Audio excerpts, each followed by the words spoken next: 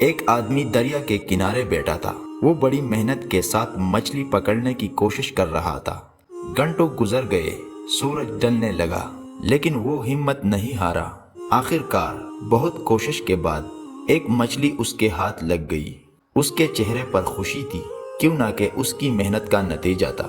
لیکن اچانک ایک دوسرا آدمی آیا اور اس سے وہ مچھلی چھین کر لے گیا۔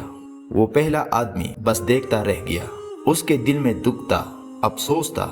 وہ سوچتا رہا، میں نے اتنی محنت کی اور یہ کسی اور نے لے لی۔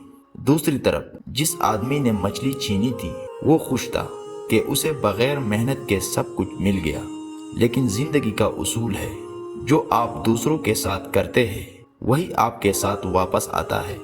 جب وہ مچھلی چھین رہا تھا تو مچھلی نے اچانک اس کے ہاتھ کو زور سے کاٹ لیا۔ پہلے تو اس نے اس بات کو معمولی سمجھا، لیکن کچھ دیر بعد درد بڑھنے لگا۔